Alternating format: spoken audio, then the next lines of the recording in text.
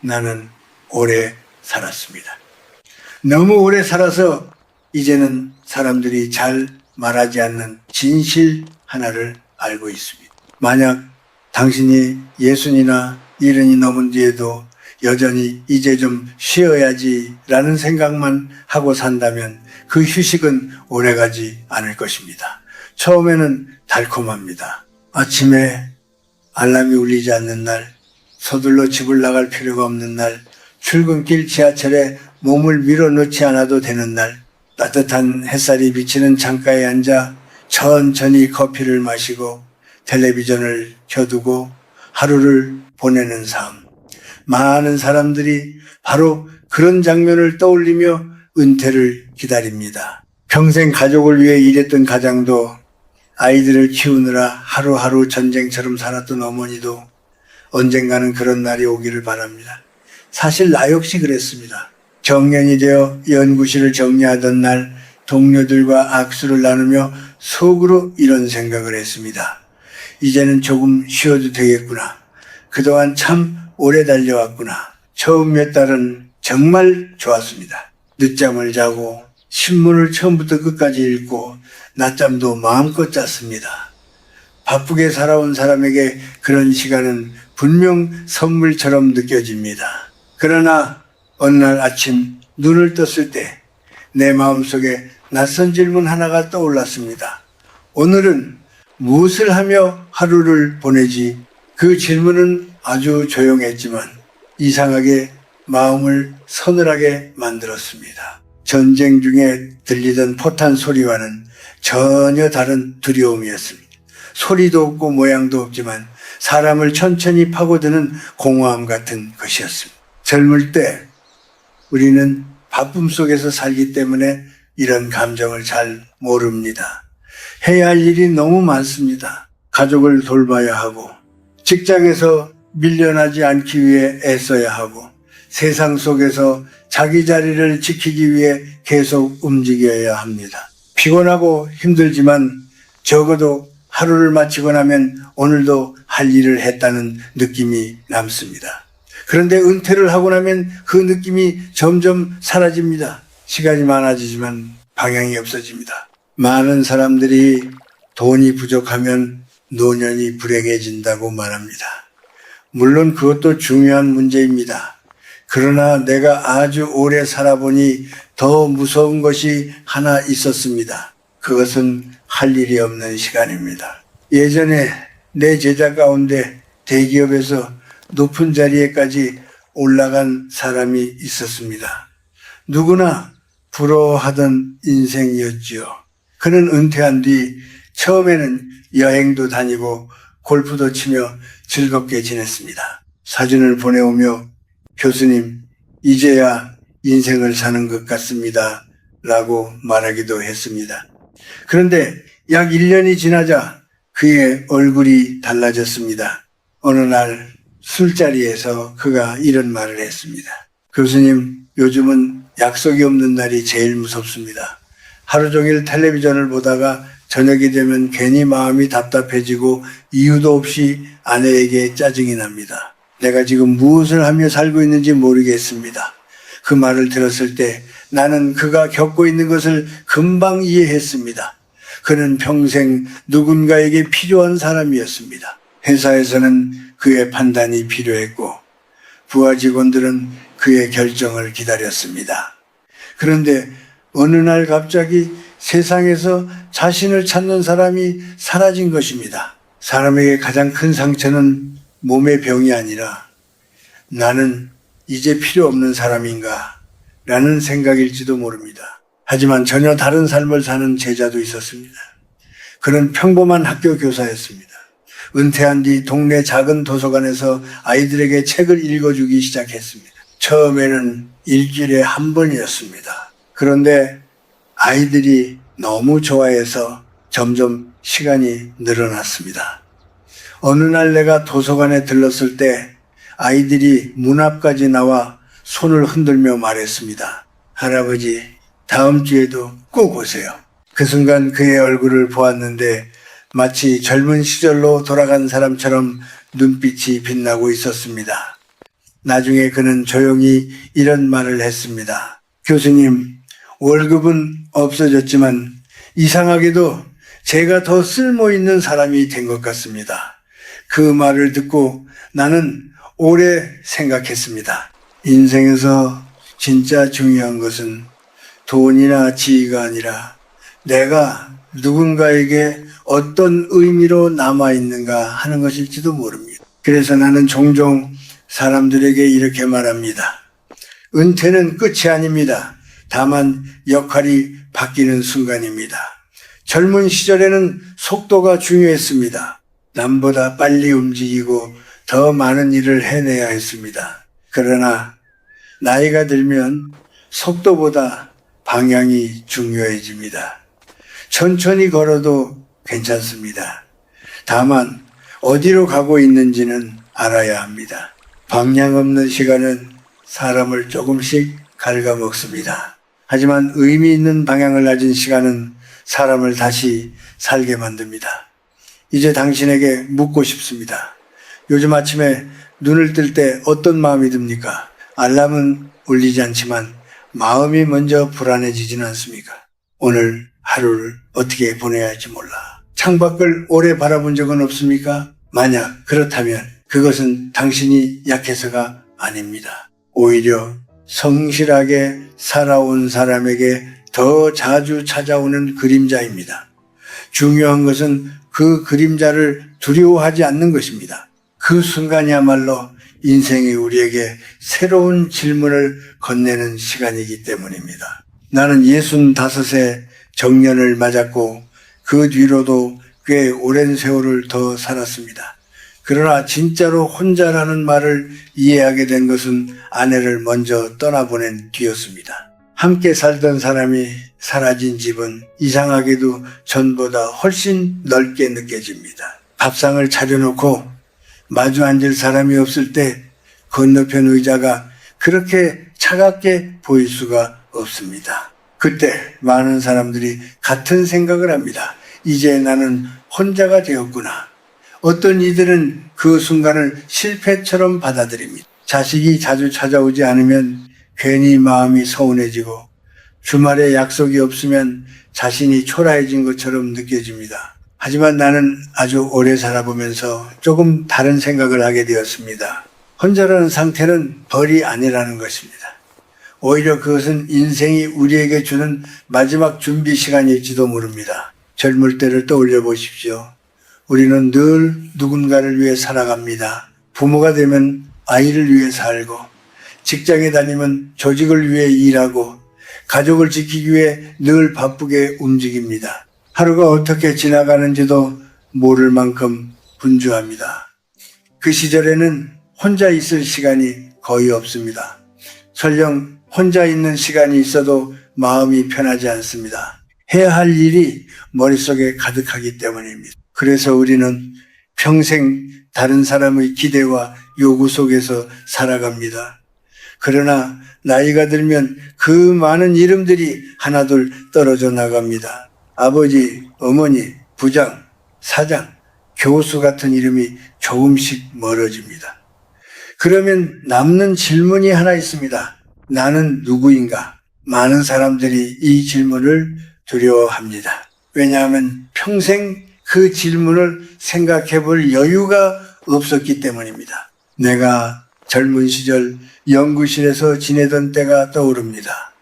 전쟁이 끝난 뒤라 형편이 넉넉하지 않았습니다. 난방도 제대로 되지 않는 방에서 책을 읽고 글을 쓰던 날들이 많았습니다. 동료들도 하나둘 떠나고 늦은 밤이 되면 연구실에는 나 혼자 남는 날이 많았습니다. 그때 나는 그 시간을 외로움이라고 생각했습니다. 그러나 세월이 흘러 돌아보니 바로 그 시간들이 나를 단단하게 만들었습니다. 아무도 박수 쳐주지 않아도 책을 읽고 아무도 알아주지 않아도 생각을 이어가던 시간. 그 시간 덕분에 나는 남의 시선이 아니라 내 마음의 소리를 듣는 법을 배웠습니다. 노년의 고독도 그와 비슷합니다. 처음에는 낯설고 두렵습니다. 하지만 조금만 지나면 그 안에서 아주 조용한 자유를 발견하게 됩니다. 많은 사람들이 혼자 있는 시간을 견디지 못합니다. 그래서 텔레비전을 계속 켜놓습니다. 누군가의 목소리가 들리지 않으면 집이 너무 조용하다고 느끼기 때문입니다. 혹은 계속 전화를 붙잡고 약속을 만들려고 합니다. 물론 사람을 만나는 일은 소중합니다. 그러나 혼자 있는 시간을 늘 피하기만 하면 마음은 점점 더 약해집니다. 나는 90이 넘어서야 혼자 식당에 들어가는 연습을 했습니다. 처음에는 주변을 의식했습니다. 혹시 사람들이 나를 이상하게 보지 않을까 하는 생각이 들었습니다. 그런데 어느 날 깨달았습니다. 사람들은 생각보다 나에게 관심이 없다는 사실을 말입니다. 우리는 젊을 때부터 남의 시선을 너무 크게 생각하며 살아왔습니다. 하지만 나이가 들면 그 시선에서 조금씩 벗어날 수 있습니다. 그 순간이 바로 노년의 자유가 시작되는 때입니다. 나는 어느 날부터 아침에 차를 한 잔 끓여놓고 창가에 앉아 아무것도 하지 않는 시간을 가지기 시작했습니다. 처음에는 10분도 길게 느껴졌습니다. 무엇이라도 해야 할 것 같았습니다. 그런데 며칠이 지나자 마음이 조금씩 가라앉았습니다. 조용히 앉아 있다 보면 예전에는 보이지 않던 것들이 눈에 들어옵니다. 바람에 흔들리는 나뭇잎, 천천히 흘러가는 구름, 그리고 내 숨이 들고 나는 리듬 같은 것들입니다. 고독은 사람의 감각을 다시 깨워줍니다. 세상이 조금 더 또렷하게 보이기 시작합니다. 어떤 시인은 늙는다는 것은 사라지는 것이 아니라 맑아지는 것이라고 말했습니다. 나는 그 말을 참 좋아합니다. 젊을 때는 욕심도 많고 관계도 복잡합니다. 그러나 나이가 들면 그 많은 것들이 하나둘 정리됩니다. 경쟁도 줄어들고 남과 비교하려는 마음도 약해집니다. 그러면 결국 남는 것이 있습니다. 바로 나 자신입니다. 그 나 자신을 두려워하지 않는 것이 노년을 평온하게 만드는 첫걸음입니다. 혼자 있는 시간이 실패가 아니라는 것을 받아들이는 순간 우리는 조금 다른 질문을 하게 됩니다. 나는 무엇을 좋아하는 사람인가? 무엇을 할 때 마음이 편해지는가? 그 질문은 아주 조용하지만 인생의 방향을 바꿀 힘을 가지고 있습니다. 그래서 나는 종종 이렇게 말합니다.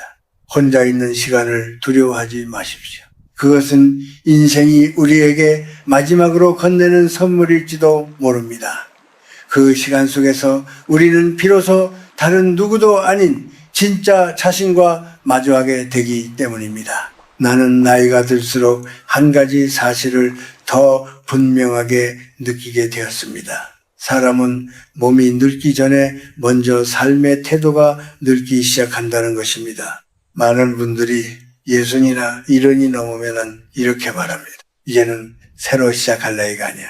이 나이에 뭘 더 배우겠어. 이 말은 겉으로 보면 겸손처럼 들리지만 사실은 마음이 스스로 문을 닫는 순간일지도 모릅니다. 그 문이 닫히는 순간부터 사람의 하루는 조금씩 무거워집니다. 은퇴한 뒤의 일상을 가만히 살펴보면 비슷한 모습이 많습니다. 아침에 일어나면 먼저 텔레비전을 탭니다. 뉴스가 끝나면 다른 프로그램을 봅니다. 점심을 먹고 나면 휴대전화로 영상을 봅니다. 그렇게 하루가 지나갑니다. 물론 잠깐 쉬는 시간에는 이런 것이 필요합니다. 그러나 하루의 대부분이 이런 시간으로 채워진다면 마음은 점점 힘을 잃습니다. 우리는 하루 종일 다른 사람이 만든 이야기를 받아들이기만 합니다. 그 안에서 나의 생각이나 나의 손길이 들어갈 자리는 거의 없습니다. 젊은 시절을 떠올려 보면 우리의 삶은 늘 무언가를 만들어내는 과정이었습니다. 회사에서 일할 때는 보고서를 쓰고 문제를 해결하고 결정을 내렸습니다. 집에 돌아오면 가족을 위해 여러 가지를 준비했습니다. 그것이 바로 삶의 움직임이었습니다. 우리는 그것을 힘들다고 생각했지만은 사실은 그 과정 속에서 살아있다는 느낌을 얻었습니다. 그런데 은퇴 후에는 그 움직임이 갑자기 사라집니다. 해야 할 일이 줄어들고 책임도 줄어듭니다. 처음에는 그것이 해방처럼 느껴집니다. 하지만 시간이 지나면 마음속에 다른 감정이 생깁니다. 내가 이 하루 속에서 무엇을 남기고 있는가 하는 질문입니다. 내 친구 가운데 80이 넘어서 글을 쓰기 시작한 사람이 있었습니다. 그는 평생 사업을 하던 사람이었기 때문에 글을 쓰는 일과는 거리가 멀었습니다. 처음에는 종이 한 장을 채우는 것도 어려워했습니다. 맞춤법도 자주 틀리고 문장도 어색했습니다. 그러나 그는 매일 조금씩 써 내려갔습니다. 어린 시절의 기억, 전쟁을 겪던 날들, 가난했던 시절에 대한 이야기들을 차분히 적었습니다. 어느 날 그가 내게 이런 말을 했습니다. 내가 이렇게 많은 이야기를 품고 살았다는 것을 처음 알았습니다. 그 말을 들었을 때 나는 고개를 끄덕였습니다. 사람의 삶에는 누구에게나 이야기들이 숨어 있습니다. 다만 그것을 꺼내어 바라볼 시간이 없었을 뿐입니다. 나 역시 나이가 많이 든 뒤에야 내 삶을 돌아보며 글을 쓰기 시작했습니다. 전쟁 속에서 책을 들고 도망치던 날, 가난 때문에 학업을 포기하려 했던 순간, 그리고 다시 일어나 공부를 이어가던 시간들을 하나씩 떠올렸습니다. 신기한 일이 일어났습니다. 그동안 마음속에 상처처럼 남아있던 기억들이 조금씩 다른 의미로 보이기 시작했습니다. 그때의 실패가 나를 여기까지 데려왔구나. 그때의 어려움이 나를 조금 더 단단하게 만들었구나. 글을 쓰는 일은 과거를 바꾸지는 못하지만 과거를 바라보는 마음을 바꿔줍니다. 그래서 나는 나이가 들수록 기록하는 습관을 권하고 싶습니다. 거창한 책을 쓸 필요는 없습니다. 노트 한 권이면 충분합니다. 하루에 3줄만 써도 좋습니다. 오늘 고마웠던 일 하나, 마음이 흔들렸던 순간 하나, 내일 해보고 싶은 일 하나, 그렇게 3줄을 적어 내려가다 보면 어느새 한 사람의 삶이 차곡차곡 쌓이게 됩니다. 또 하나, 내가 좋아하는 일은 작은 화분을 돌보는 것입니다. 아침에 베란다로 나가 물을 주고 잎을 살펴보는 시간이 있습니다. 내 몸은 예전처럼 힘이 있지 않지만 식물은 내 손길을 받으면 조금씩 자랍니다. 어느 봄날 마른 줄기에서 작은 새싹이 올라오는 것을 보았을 때 나는 한참을 그 자리에 서 있었습니다. 아직 끝이 아니구나 하는 생각이 들었습니다. 그 새싹은 식물의 것이기도 했지만 동시에 나의 것이기도 했습니다. 사람은 무언가를 키우고 돌보는 순간 다시 살아있다는 느낌을 얻습니다. 그것이 꼭 큰일일 필요는 없습니다. 작은 화분 하나, 짧은 글 한 줄, 혹은 누군가에게 건네는 따뜻한 말 한마디일 수도 있습니다. 나는 종종 이런 말을 떠올립니다. 사람은 나이 때문에 늙는 것이 아니라 멈추기 때문에 늙는다는 말입니다. 은퇴는 멈춤이 아닙니다. 단지 역할이 바뀌는 것입니다. 젊은 시절에는 세상이 요구하는 일을 했지만 이제는 내가 선택하는 일을 할 수 있습니다. 그것이 바로 노년의 또 다른 자유입니다. 우리가 하루 속에서 작은 것이라도 만들어낼 때 마음은 다시 밝아집니다. 그래서 나는 오늘도 스스로에게 묻습니다. 오늘 나는 무엇을 만들어냈는가? 그 질문이 나를 다시 움직이게 하기 때문입니다. 나는 100살을 넘긴 지금도 가능한 한 매일 밖으로 나가 걸으려고 합니다. 속도는 아주 느립니다. 젊은 사람들처럼 빠르게 걸을 수는 없습니다. 하지만 그것이 조금도 부끄럽지 않습니다. 나는 누군가와 경쟁하려고 걷는 것이 아니기 때문입니다. 나는 생각하기 위해 걷습니다. 나이가 들수록 사람의 마음에는 여러 생각들이 쌓입니다. 지나온 일들, 미처 풀지 못한 감정들, 때로는 사소한 걱정까지도 머릿속을 맴돕니다. 가만히 앉아 있으면 그 생각들이 점점 더 무거워집니다. 그러나 몸을 조금 움직이기 시작하면 이상하게도 마음도 함께 움직이기 시작합니다. 발을 한 걸음 내디딜 때마다 마음속에 있던 생각들이 조금씩 흩어집니다. 예전에 이런 일이 있었습니다. 어느 날 연구실에서 후배와 의견이 부딪힌 적이 있었습니다. 서로 목소리가 높아졌고 마음도 상했습니다. 젊었을 때라면 아마 그날 밤까지 화가 가라앉지 않았을 것입니다. 하지만 그날 나는 집에 돌아와 신발을 다시 신고 밖으로 나갔습니다. 천천히 동네 골목을 걸었습니다.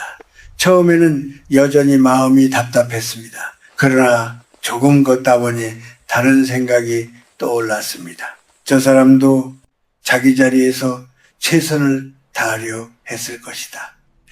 그 생각이 들자 마음이 조금 가벼워졌습니다. 그날 나는 한 가지를 깨달았습니다. 걷는다는 것은 단지 다리를 움직이는 일이 아니라 마음을 정리하는 일이라는 것을 말입니다. 사람은 집안에 오래 머물러 있으면 생각이 점점 굳어집니다.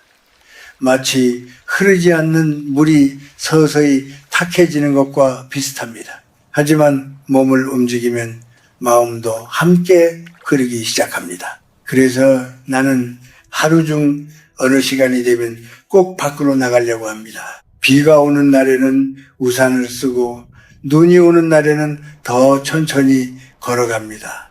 중요한 것은 날씨가 아니라 습관입니다. 노년에는 거창한 계획보다 이런 작은 약속 하나가 더 큰 힘이 됩니다. 나는 매일 같은 시간에 잠깐이라도 걷는다. 이 단순한 규칙이 하루의 중심을 잡아줍니다. 걷기와 함께 내가 놓지 않으려 하는 것이 또 하나 있습니다. 그것은 배우는 마음입니다. 많은 분들이 나에게 묻습니다. 그 나이에도 아직 책을 읽습니까? 나는 웃으며 대답합니다. 이제야 조금씩 이해가 되기 시작하는데 어떻게 멈출 수 있겠습니까? 젊었을 때 우리는 시험을 위해 책을 읽는 경우가 많았습니다. 좋은 성적을 얻기 위해, 더 좋은 자리를 얻기 위해 공부했습니다. 그러나 나이가 들면 공부의 의미가 조금 달라집니다. 이제는 남에게 보여주기 위한 공부가 아니라 나 자신을 위한 공부가 됩니다. 같은 책이라도 나이에 따라 전혀 다른 느낌으로 다가옵니다. 젊은 시절에는 지나쳐버렸던 문장이 어느 날 갑자기 마음 깊이 들어오는 경험을 하게 됩니다. 나는 90이 넘어서 작은 악기를 하나 배웠습니다.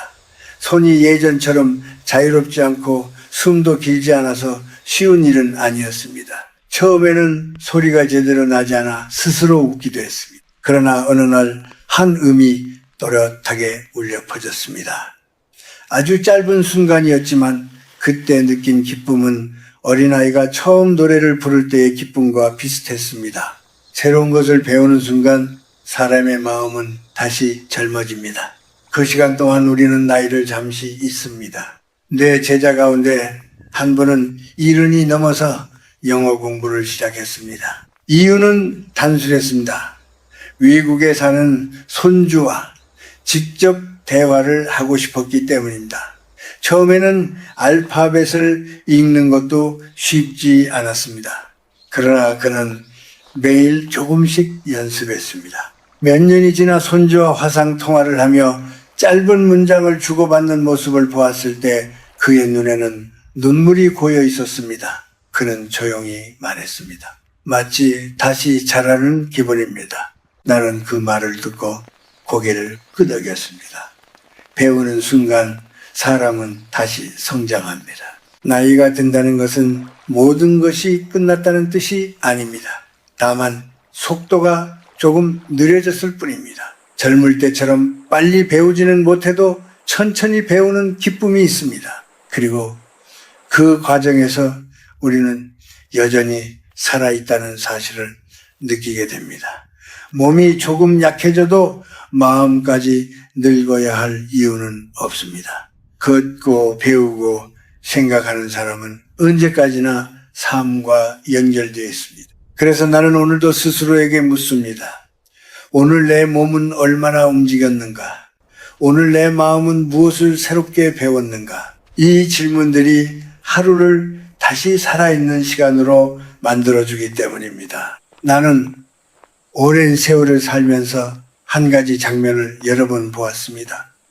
나이가 들수록 사람은 점점 더 많은 것을 붙잡으려고 한다는 사실입니다. 젊었을 때는 새로운 것을 얻기 위해 바쁘게 달립니다. 그러나 어느 순간부터는 잃지 않기 위해 애쓰게 됩니다. 사람들은 지난 명예를 붙잡고 예전의 방식만을 고집하고 마음속에 쌓인 서운함도 내려놓지 못한 채 오래 간직합니다. 하지만 내가 100년이 넘는 시간을 살며 배운 것은 오히려 그 반대였습니다. 나이가 들수록 사람은 조금씩 내려놓아야 마음이 가벼워진다는 사실입니다. 어느 날 한 지인이 나에게 이렇게 말했습니다. 나이가 들수록 마음이 더 복잡해집니다. 예전 일들이 자꾸 떠오르고 서운했던 말들이 잊히지 않습니다. 그 말을 듣고 나는 잠시 생각했습니다. 그리고 이렇게 말해 주었습니다. 기억이 많아지는 것은 자연스러운 일입니다.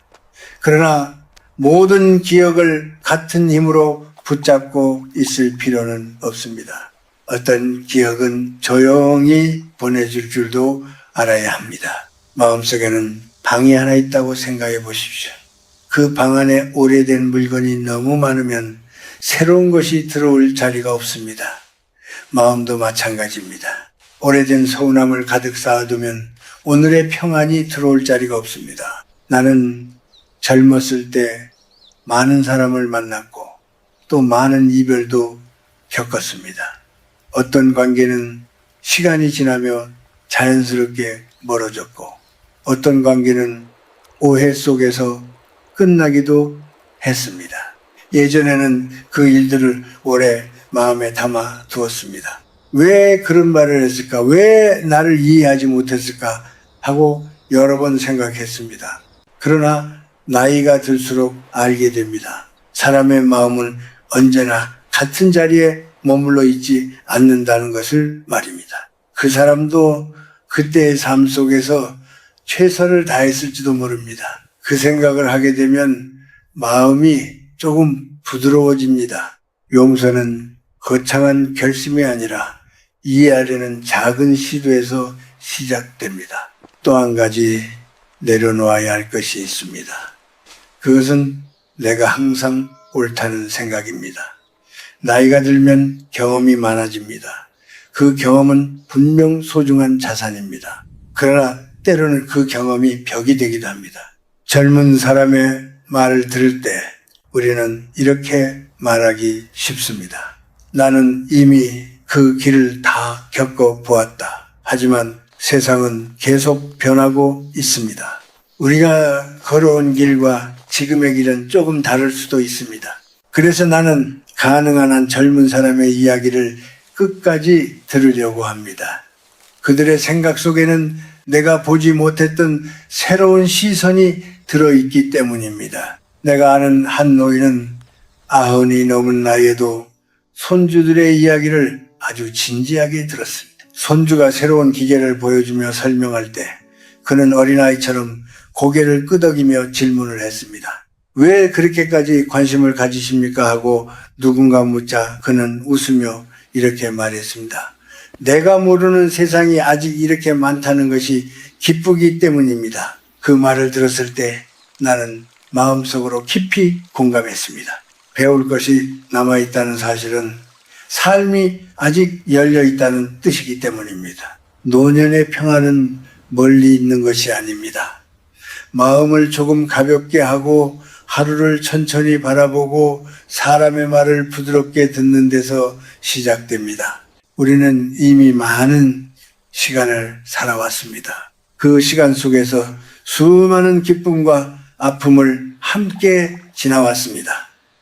그러니 이제는 조금 더 따뜻한 시선으로 세상을 바라볼 자격이 있습니다. 누군가 나에게 노년의 지혜가 무엇이냐고 묻는다면 나는 이렇게 말하고 싶습니다.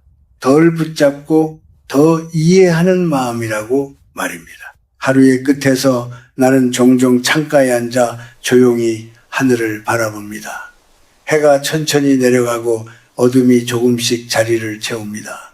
그 순간 나는 늘 같은 생각을 합니다. 오늘 하루도 이렇게 지나갔구나. 그리고 아직 숨을 쉬고 있다는 사실에 작은 감사가 생깁니다. 삶은 길어 보이지만 돌아보면 아주 짧은 여행과도 같습니다. 그 여행의 마지막에 가까워질수록 우리는 더 부드러운 마음으로 걸어야 합니다. 서두를 이유도 없고 서로를 밀어낼 이유도 없습니다. 그저 천천히 걸으며 옆 사람에게 따뜻한 말을 건네면 됩니다. 그것이면 충분합니다. 그렇게 하루를 보내다 보면 어느 날 마음속에 조용한 평안이 자리 잡습니다. 그리고 그 평안 속에서 우리는 비로소 알게 됩니다. 잘 살아온 삶이란 거창한 성취가 아니라 끝까지 사람다운 마음을 잃지 않는 것이라는 사실을 말입니다.